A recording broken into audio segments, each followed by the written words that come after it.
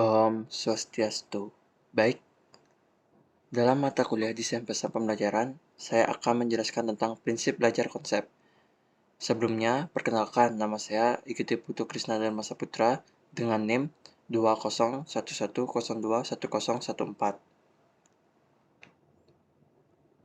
Topik pembahasan materi kali ini. Yang pertama, jenis-jenis konsep. Yang kedua, pemilihan contoh dan non-contoh.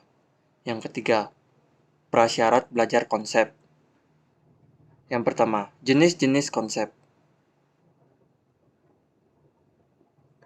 Menurut Dahar, pada tahun 1989 halaman 78 menyatakan tidak ada satupun definisi yang dapat mengungkapkan arti yang kaya dari konsep atau berbagai konsep yang diperoleh oleh siswa. Sedangkan menurut Egen dan Kaucha pada tahun 2004 dalam Thompson tahun 2006 halaman 553, konsep dasar dianggap sebagai ide, objek, atau kejadian yang membantu seseorang memahami dunia di sekitarnya. Yang kedua, pemilihan contoh dan non-contoh. Penggunaan contoh dan non-contoh merupakan cara yang dapat digunakan menjelaskan konsep. Berikut dijelaskan prinsip-prinsip penggunaan contoh dan non-contoh. Yang pertama, gunakan contoh dan non-contoh. Pada dasarnya, contoh menunjukkan apa itu konsep dan non-contoh menunjukkan yang bukan konsep. Kedua hal tersebut menjadikan objek penting bagi pembelajar dalam memahami suatu konsep.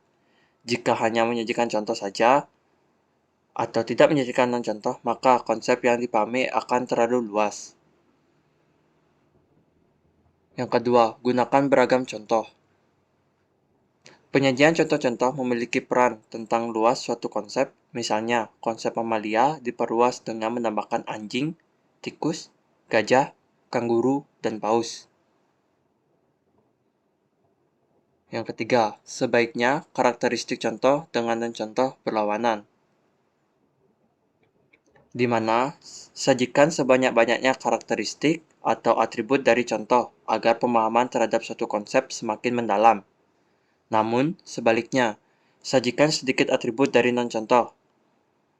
Karakteristik antara contoh dan non-contoh harus berlawanan agar tidak menimbulkan suatu kebingungan. Dan materi yang terakhir, prasyarat belajar konsep. Yang pertama, pelajari terlebih dahulu konsep yang mudah. Menurut King dan Briggs dalam Fleming dan Levy pada tahun 1981 menyatakan bahwa perlu hierarki dalam belajar. Artinya, pengetahuan dan keterampilan tertentu menjadi prasyarat untuk belajar. Pengetahuan dan keterampilan berikutnya. Yang kedua, fasilitas pembelajaran dengan pembelajaran yang tepat. Pengetahuan awal digunakan sebagai pijakan untuk mendapatkan suatu pengetahuan baru. Pengetahuan awal yang dimiliki pembelajar bisa benar dan juga bisa salah.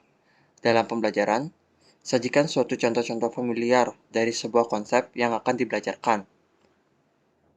Nah, itu merupakan pembahasan materi dalam mata kuliah desain pesan pembelajaran.